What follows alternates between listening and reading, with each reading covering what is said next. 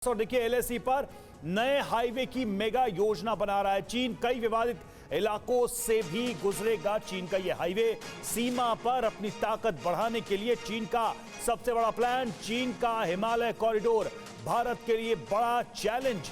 तो भारत के लिए ये चुनौतियां चीन लगातार बढ़ाने की कोशिश कर रहा है, बावजूद इसके कि बॉर्डर पर जो टेंशन भारत और चीन के बीच है उसको कम करने के लिए कई स्तर की बातचीत और कई दौर की कमांडर लेवल की बातचीत हुई। बावजूद इसके चीन की मंशा बहुत स्पष्ट नजर आ रही है। और जो बड़ी बात यहां पर रवि बता रहे हैं उसके तहत ये जानना बहुत जरूरी है कि चीन के इस मेगा हाईवे प्लान की डिटेल्स आखिर है क्या। इंफॉर्मेशन वॉल पर आपको चीन के ये हिमालय कॉरिडोर को लेकर एक इनपुट हम बताते हैं, जहां पर भारत की सीमा के पास हाईवे की बड़ी योजना पर चीन काम कर रहा है। और इस बीच तिब्बत के लिनसे प्रांत से शिनजियांग के माजा तक हाईवे बनाने की ये तैयारी है। इस रूट पर भी एक्सपर्ट्स के साथ बात करेंगे। लेकिन पिछले हफ्ते अब जिस तरीके से G695 नाम के इस हाईवे का प्लान सामने आया था, उसके तहत ये क्या प्लानिंग है, क्या स्ट्रैटेजी है। प्रस्तावित हाईवे दक्षिण तिब्बत में एलएसी के पास विवादित इलाके से भी होकर गुजरेगा। और साथ ही बड़ी बात ये सामने आ चुकी है कि जो रूट तय किए जा रहे हैं उसको लेकर प्रोजेक्ट में कई ऐसे स्थान भी शामिल बताए जा रहे हैं जिन पर भारत भी सख्त एतराज जताता आ रहा है। और इस बीच कुल 245 कंस्ट्रक्शन प्लान्स पर चीन की तरफ से काम को लेकर ये बड़ी खबर सामने आ रही है, जहां बता दें 2035 का टारगेट है। 2035 तक 4.61 लाख किलोमीटर सड़क बनाने की चीन की इस योजना को लेकर बड़ा खुलासा हुआ है। तो ये जो स्ट्रैटेजिकल मूव हम देख रहे हैं समीर, एक बड़ा सवाल खड़े करता है कि आखिर किस तरीके से चीन अब कनेक्टिविटी को बढ़ाने के तहत भी उन एरियाज को भी कवर कर रहा है जो कहीं ना कहीं सवालों के घेरे में है। बिल्कुल, डीएस त्रिपाठी साहब हमारे साथ मौजूद हैं। त्रिपाठी साहब, देखिए साजिशों की तो अब क्या ही बात की जाए, एक लंबी चौड़ी फहरिस्त हर 2-4 दिन पर नजर आ जाती है। लेकिन चीन से हमारे बातचीत के रास्ते तो बंद हुए नहीं है, लगातार बातचीत हो रही है। कोर कमांडर लेवल की बातचीत हो रही है, WMCC में बातचीत हो रही है, डिप्लोमेटिक रास्ते भी खुले रखे गए। ये सारे मुद्दे क्या हमारी तरफ से उठाए जाएंगे इन बातचीत में कि भाई अब तो सैटेलाइट सबूत भी सामने आ गए, कर क्या रहे हैं आप?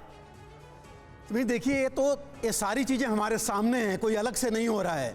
और जैसा अभी बताया जा रहा था कि जो एलएसी है डिमार्केटेड है नहीं। हम तो एलएसी पर देखे हैं कई जगह सिर्फ कुछ पत्थर लगे हुए हैं, कुछ वो पत्थर आगे पीछे भी कर देते हैं आकर के। लेकिन 3 बड़ी चीज़ें मैं कहना चाहूँगा।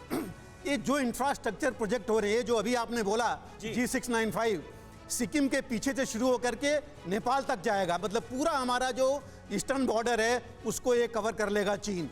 दूसरा, 3 विलेजेज उसने ऑलरेडी कर लिया। सबसे बड़ी बात आपको बताऊं देपसंग की, देखिए देपसंग के पीछे पहले सिर्फ एक ऑब्जर्वेशन टावर हुआ करता था चीन का।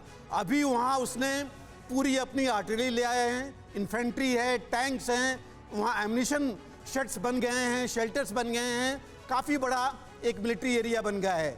इसके साथ हो क्या रहा है, अगर आप देखें जो कंप्लीट अक्साई चीन का एरिया है, बिकॉज देपसंग भी अक्साई चीन का एरिया है जिसको हम ये मानते हैं कि उसने हमसे कब्जा किया हुआ है, उस पर अब चाइना अपनी लेजिटिमेसी दिखा रहा है कि नहीं ये मेरा है और इसके अंदर वो सारी चीज़ें अपना डेवलप किए जा रहा है।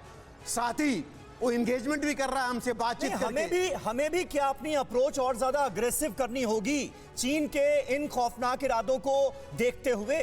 बिल्कुल बिल्कुल, ये देखते हुए हमको अपना जो इंफ्रास्ट्रक्चर है, अपनी जो प्रेजेंस है, दोनों मिलिट्री और हमारे जो सिविलियन प्रेजेंस एरिया में है उसको बढ़ाना पड़ेगा। हमको ये भी देखना पड़ेगा जो बॉर्डर के इतने नज़दीक, इवन आप देखिए जो पैगांग लेक की बात हो रही थी उससे 30 किलोमीटर पीछे एक स्पैगर लेक है, जहाँ पर वहाँ भी चीन ने काफ़ी कुछ एरिया बना रखा है और 25-30 किलोमीटर बहुत दूर नहीं है वहां से। यानी सर इरादा साफ है ड्रैगन का, चीन का, कि वो इस तनाव को कम नहीं करना चाहता है, इसीलिए लगातार एलएसी पर एस्केलेशन बढ़ाया जा रहा है। 345 इंफ्रास्ट्रक्चर प्रोजेक्ट पर इस पर काम किया जा रहा है ड्रैगन की ओर से। इस खबर पर हम लगातार बने हुए हैं। एक और डेवलपमेंट इस बीच इसी से जुड़ी हुई है। हिंद महासागर में बताया जा रहा है कि मिलिट्री बेस बनाने की तैयारी में चीन है। मेडागास्कर में सैन्य बेस के लिए डील कर रहा है चीन की हाई लेवल डिफेंस टीम ने डील के लिए दौरा भी किया है और साथ ही मेडागास्कर की सेना को ट्रेनिंग भी चीन की ओर से दी जाएगी, ये जानकारी भी सामने आ रही है।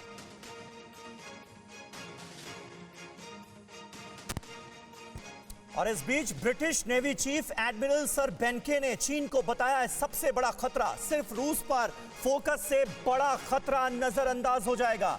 लंबे वक्त में चीन दुनिया के लिए सबसे बड़ा चैलेंज है। यानी कहीं ना कहीं वेस्टर्न कंट्रीज ये बताने की कोशिश कर रहे हैं कि भले ही मौजूदा दौर में जो वेस्टर्न कंट्रीज हैं, पश्चिमी देश हैं, वो रूस के खिलाफ खड़े नजर आ रहे हैं, लेकिन असली खतरे को हमें भूलना नहीं चाहिए और वो खतरा है चीन।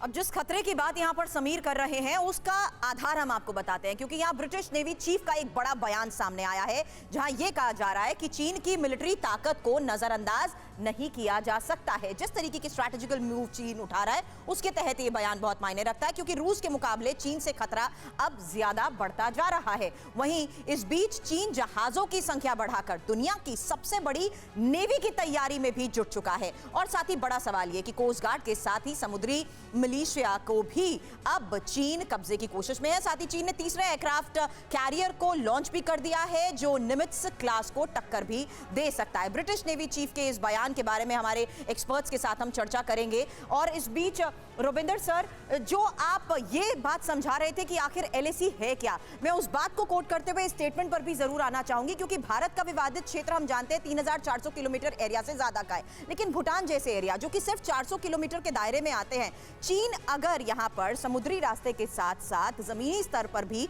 कब्जा कर चुका है, तो यह समझना क्यों आखिर मुश्किल हो चुका है कि चीन की विस्तारवादी नीति का कोई रोक अभी तक नहीं ला पाए हैं? क्यों आखिर अमेरिका या जापान जैसी महाशक्तियां भी इसको लेकर डॉजियर के साथ सबूत के साथ सामने आने के बावजूद कोई एक्शन नहीं ले पाई? अभी आप जो कह रही हैं कि हमारा बॉर्डर चाइना या एक्चुअली तिब्बत या जो भी 3488 किलोमीटर है शायद, जी उसमें भी हमारी और चाइना की एग्रीमेंट नहीं है। चाइना कहता है कि ये बॉर्डर तो करीब 4200 किलोमीटर का है, राइट, दैट इज वन। तो वहीं से बात, वहीं पे जब हमारी कॉमन पेज नहीं है। दूसरा, welcome to China sea, LAC पे चाइना क्या कर रहा है? चाइना बेसिकली ये चाहता है कि जो डोमिनेटिंग पोजीशंस हो, ये जो पट्टी है सारी पहाड़ों की, नदियों की, माउंटेनियस रगेड रीजन्स, इन सब में डोमिनेंट प्लेसेस पे चाइना अपनी पोजीशन बना ले ताकि भारत से उसको कोई खतरा कभी ना हो ऊपर जाने की तरफ में। That's right. अब जहां तक रही बात की साउथ चाइना सी में चाइना क्या कर, देखिए एक चीज वैसे लॉजिकल तो है, कोई भी देश अगर अपनी नेशनल स्ट्रेंथ बढ़ाना चाहे बढ़ाए, भाई वो तो देश जैसे प्रोग्रेसर होते हैं, एम्पायर आते हैं जाते हैं, एम्पायर बढ़ते हैं। भारत अपनी इकोनॉमी बढ़ा रहा है, भारत अपनी मिलिट्री बढ़ा रहा है। आप कौन होते हैं मुझे बोलने वाले कि आप अपनी मिलिट्री ना बढ़ाओ? चाइना के साथ प्रॉब्लम यह है कि चाइना अपनी मिलिट्री बढ़ा तो रहा है, ठीक है, परंतु वो उसका इस्तेमाल कर रहा है डोमिनेट करने को, दूसरों को बुली करने को, और वो सारे के सारे ये संदेश दे रहा है। रविंदर सचदेवा जी, और उसी के सहारे अपनी एक्सपेंशन पॉलिसीज को भी आगे बढ़ा रहा है। अब जिस हाईवे का जिक्र थोड़ी देर पहले अंजलि कर रही थी, लुंज काउंटी, जो कि अरुणाचल प्रदेश का हिस्सा है, अब चाइना क्या है? चाइना ये मानता है कि वो साउथ तिब्बत का हिस्सा है, तो वो तो हाईवे का निर्माण करने के लिए आगे बढ़ रहे हैं, तो रोकना तो पड़ेगा ना किसी को। आवाज तो उठानी होगी और उन्हें बताना पड़ेगा कि अपनी हद में रहो।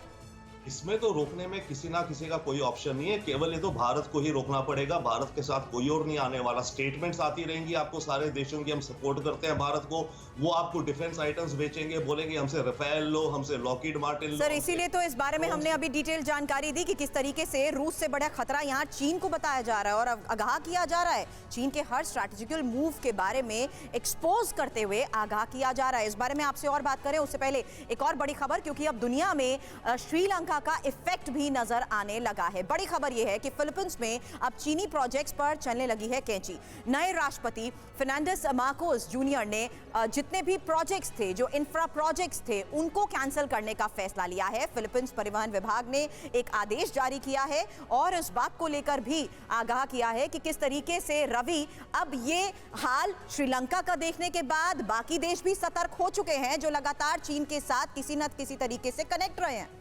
बिल्कुल ऐसा लगता है कि चीन से जुड़े या चीन के आसपास जितने भी देश हैं या जितने भी क्षेत्र हैं, वहां कुछ न कुछ अशांति है।